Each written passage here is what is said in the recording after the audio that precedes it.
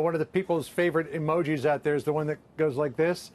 Well, that's where we are now with this whole funding battle after the president called over leaders of Congress, Republican side, to a meeting at the White House in which he basically told them that he needed to have something about border security in the bill or he certainly wasn't going to sign it. The president, in a statement from Sarah Sanders saying, quote, President Trump just met with Republican members of the House. Not surprisingly, they all feel strongly about border security, stopping the flow of drugs, stopping human trafficking, and stopping terrorism.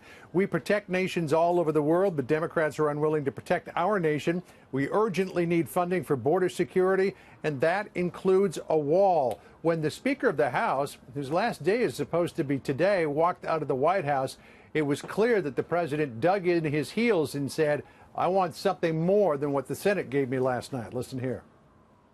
So what we're going to do is go back to the House and work with our members.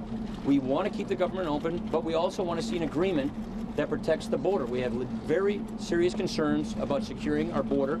So the president said he will not sign this bill.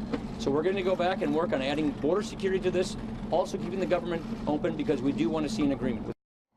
Just for the record, here are the 12 members of Congress on the Republican side who were in the meeting. It was the Speaker, Paul Ryan, Kevin McCarthy, the incoming minority leader, Steve Scalise, Liz Cheney, Mo Brooks of Alabama, Jim Jordan.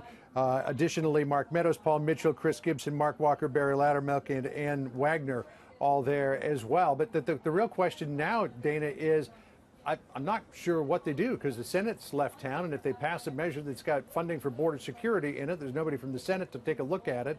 The president will be speaking at 2:30. We do know that, so he'll probably have something to say about this. It's also interesting to note, too, that the president has kind of stopped talking about a, quote, wall and is now talking about a steel slat barrier, which maybe Democrats may find more palatable. I doubt it, but he's talking about it in different terms. Well, he's giving them some options. I did have one question for you, which is that why didn't the president say anything before the Senate voted on the bill that now he doesn't like?